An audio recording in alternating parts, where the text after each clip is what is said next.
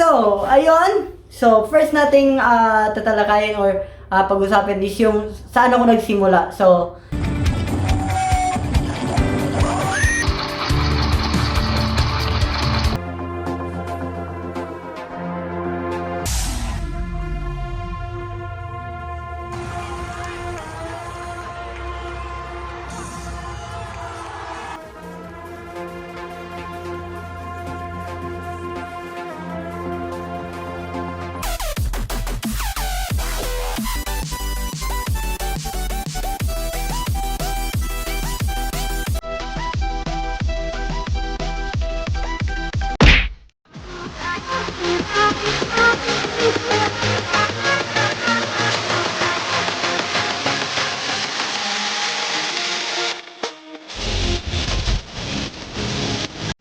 what's going on mga katropa pips? So, yan nga no, dahil almost 1 week na tayong hindi lumalabas sa lungga natin. Woo!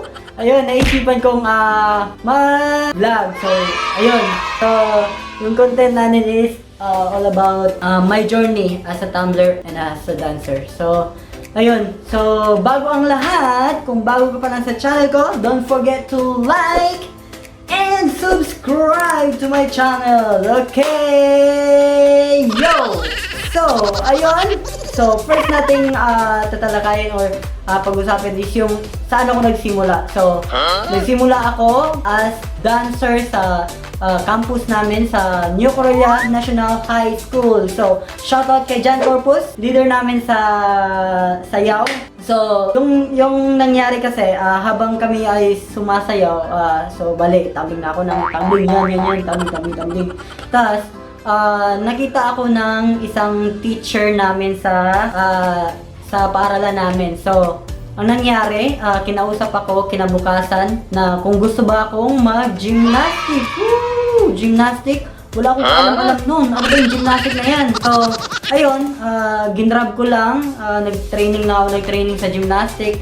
Habang sa, yun, napasok ako sa mission meet, napasok ako sa cluster meet, hanggang sa nagdabraa, hanggang sa nagpalaro. Yung high school journey ko is sobrang napaka-thankful ko. Siyempre sa talent ko na binigay ni Lord. So, doon nagsimula. So, nagsimula ako sa dancer. Tapos na-recruit ako ng teacher namin. Isa ding gymnastic player nung kapanahunan niya. So, shout out to Ma'am Gladys Nabwa. So, siya yung coach ko nung high school ako sa gymnastic. Ayun. So, meron tayong mga video compilation. Pero pasensya na, hindi ko mapakita sa inyo yung tumbling ko nung ako ay gymnastic pa kasi wala akong hawak na video nun. So, ipapakita ko lang yung video compilation ko nung dancer pa ako sa paaralan namin. So, yun, panoorin natin. Woo!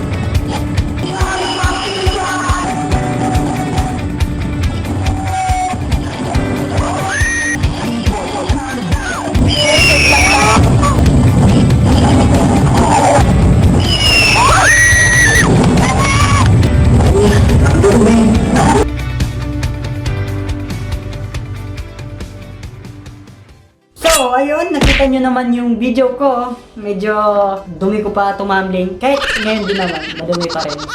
So thankful ako sa high school journey ko. as a dancer and as a gymnastic player. So, ayun, magpo-proceed na tayo sa next level. So ano ba yung nangyari sa akin after nung nag-high school ako? So, after nung nag-dancer ako and gymnastics. So, ano ba ang nangyari sa akin after that time? So, let's see! So, ayun! So, next natin is, ano ba nangyari sa akin after ko mag-gymnastic and a dancer sa high school life? Ito yung nangyari. So, habang nagko-compete kami sa palarong pambansa sa Santa Cruz, Laguna, kasi yun yung huling laro ko, 2014, sa gymnast. Habang kami ay nagpa-practice sa floor, habang kami tumatambling sa floor, yung ganyan yan, nag-observe na yung mga coaches sa Enyo Pep Squad kung sino yung may potential na magiging cheerleader. So magiging part sa cheerleading team. So, ayun, nakita nila Coach Jika, mga coaches. So, ayun, kinausap muna yung coach ko, so which is si Ma'am Gladys. Kinausap muna kung ganito, ganyan. So, ayun. So, after ko mag-practice sa floor, kinausap naman ako ng mga coach sa Enyo Pep Squad. So, nabihan nila ako na, ayan, gusto mo ba mag-aral ng libre sa Manila? Ganyan. Tapos, ito yung mga benefit. So, yung mga benefits ko is libre dorm, libre pagkain, tapos may allowance, saka free tuition. So, ayun.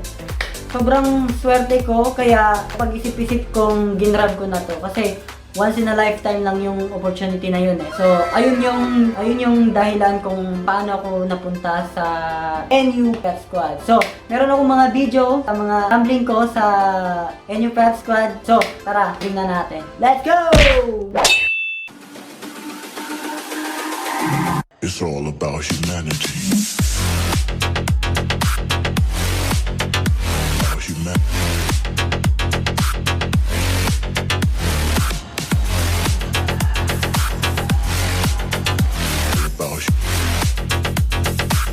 It's all about humanity. About humanity.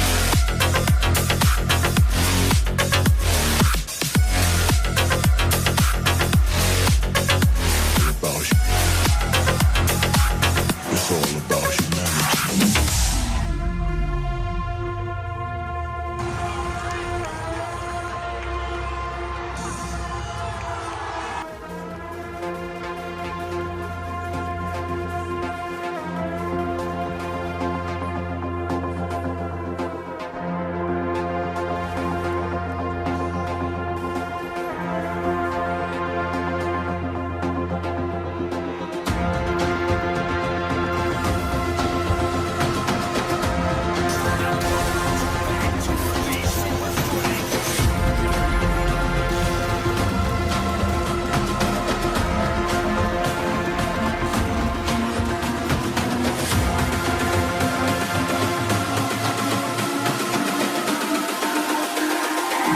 It's all about humanity. About humanity.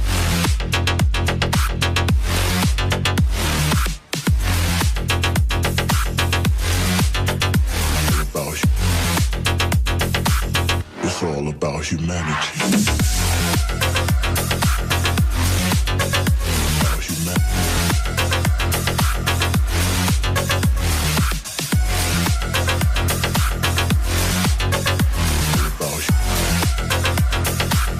It's all about humanity.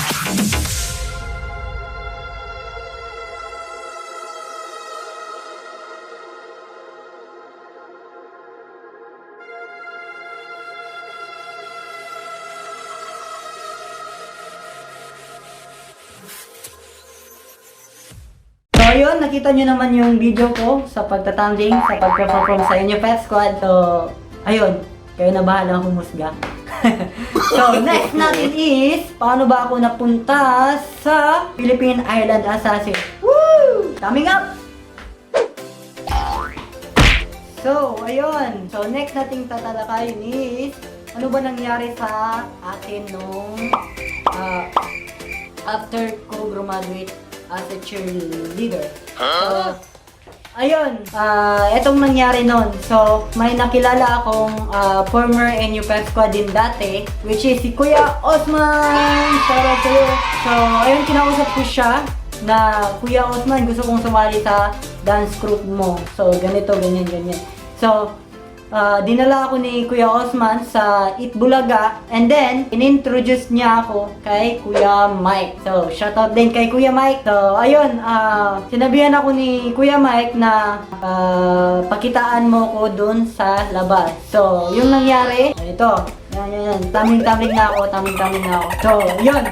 After ko mag-tumbling, sinabihan ako ni Kuya Mike na, sige, okay na. So, pagkaraan ng mga ilang days, kinontak na ako ni Kuya Mike na magpa-practice na daw kami for semifinals ng Will to Win. So, ayun, nagulat din ako noon kasi hindi ko naman expect na kukunin talaga ako ni Kuya Mike kasi hindi naman ako magaling sumayaw.